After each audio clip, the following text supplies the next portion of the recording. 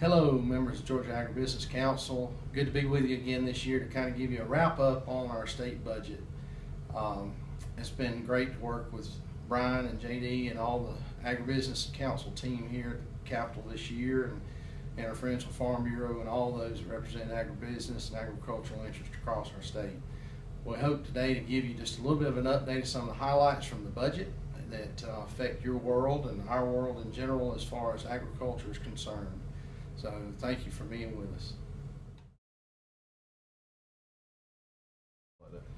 us. This year in the budget, we're continuing to try to rebuild University of Georgia Extension Service. As far as through the budget cuts over the last 8 or 10 years, we've had to do several reductions there. And this year's budget includes 3 more research positions for the University of Georgia College of Ag Extension Service, and also unfortunately over the last several years forestry's kind of been left out, the Warnell School of Forestry, as far as their extension program as well. So this year the budget includes 3 positions there for the Warnell School in their extension program, dealing with forest research, taxation, and some wildlife issues there as well. So hoping to continue to build those programs back up, taking care of the #1 industry in the state.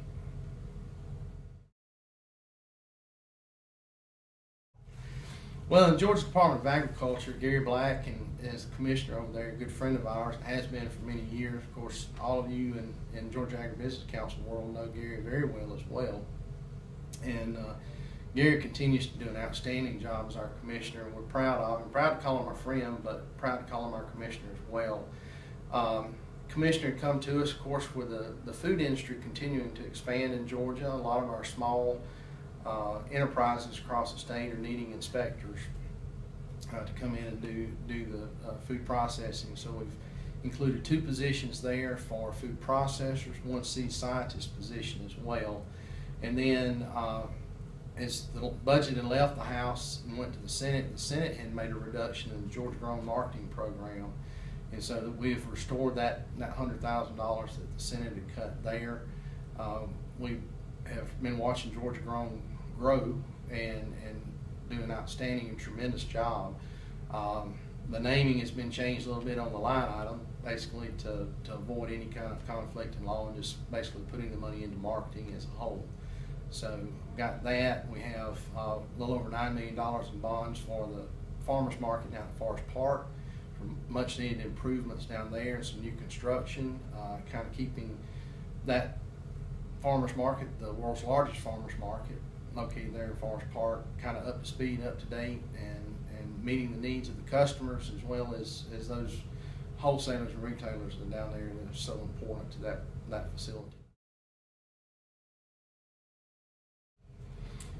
Included in the governor's bond package this year was a little over $9 million for the new meeting facility at the FFA camp down at Covington on Lake Jackson.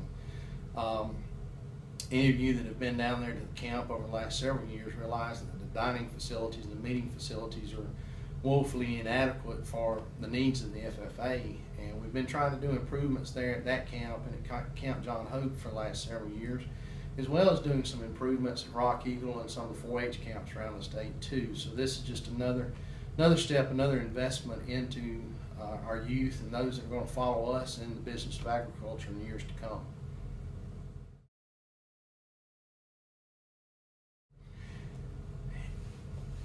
As we continue and go through the bond package every year, we realize that there are small capital needs that are out there. The governor usually takes care of a lot of the larger issues, larger buildings at colleges and universities across our state, and then leaves what are called small cap projects for the House and Senate to discuss and work on. 2 of those projects of interest at Tifton especially, dealing with ABAC and UGA South.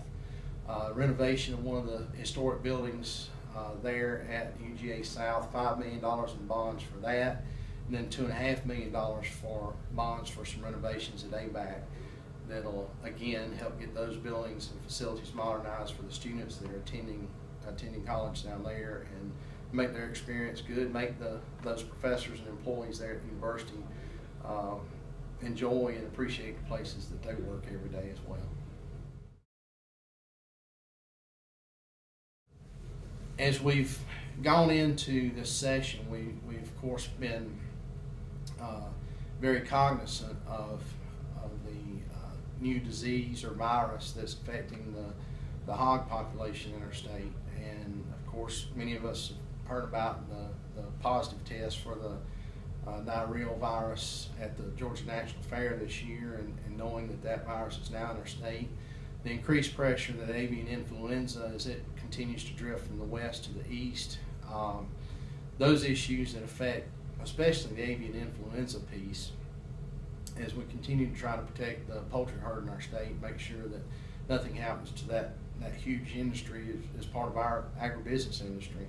We've included about $1.5 million in bonds there for the Athens and Tifton vet labs, which those are the two facilities that of course help identify any illnesses and help us know whether to quarantine animals, whatever we need to do with the animals to make sure that we don't infect the rest of the population in the state as well.